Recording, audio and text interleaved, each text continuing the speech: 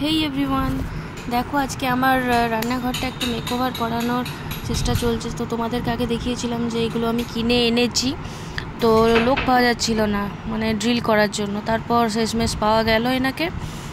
তো উনি এগুলো আর কি লাগাচ্ছেন এক এক করে। আমি বলে দিচ্ছিলাম কোনগুলো কোন জায়গায় লাগাবেন, তো সেই হিসেবে উনি লাগিয়ে দিচ্ছিলেন। আর আমি বসে বসে দেখছিলাম আর কি কোনটা কোন দিকে কী করছে না করছে। তো এই দিকের বাসন রাখা আর একটা লাগানো হয়ে গেছে, আর ওই দিকের র্যাকগুলো এক একটু করে চলছে।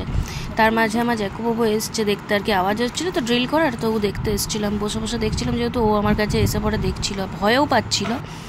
তো যাই হোক, দেখো ওই দিকটা হয়ে গেছে পুরো, আর এই দিকটা এবারে চলছে লাগানো। তো এই দিকটাও মোটামুটি করে কমপ্লিট হয়ে এসছে, আর দাদার কাজ হয়েও গেছে। তারপর দাদা এই যে ব্যাগটা গুটিয়ে চলে গেছে। তারপর দেখো এইটা ছিল লাস্ট ফিনিশিংটা পুরোটাই।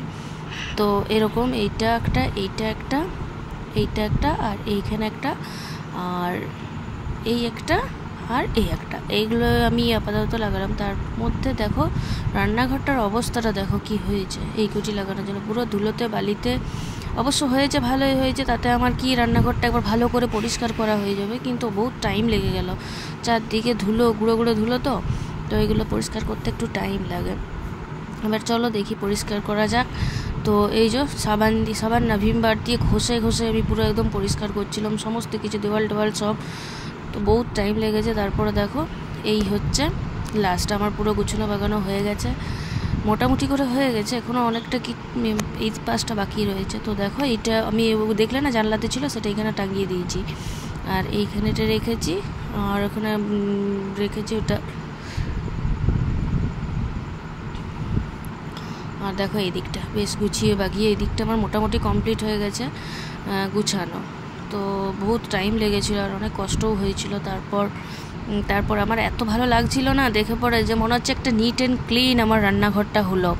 এতদিন সেই মানে নোংরা মতো হয়েছিল। আর এইবার বাকি আছে আমার এই দিকটা, এই দিকটা মিক্সি টিক্সি আছে, এইগুলো একটু গুছাবার। এইটা হচ্ছে কি পরে মানে যে শাটারগুলো হয় না, আমি পরে দেওয়াবো। তো দেখো এটা গুছানো বাগানো হয়ে গেছে আমার, যা কিছু ছিল সরিয়ে অন্য কিছু রাখা হয়েছে।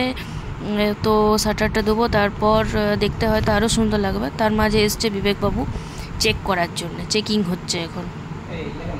তো চেকিং তো না, ওর খালি এইটা কী হয়ে গেল, ওইটা কী হয়ে গেল, খালি চলে, আর নিজেই কাজ করে। দেখো মস্তান, এইগুলোকে বলে মস্তানি, আর কিছু না।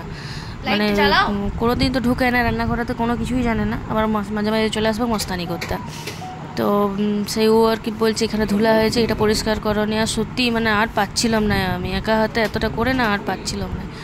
তো ওই আর কি পরিষ্কার একটুখানি করে দিল। তো সেই ওই একটুকু পরিষ্কার করলো বলে কত রকমের কথা হচ্ছিল।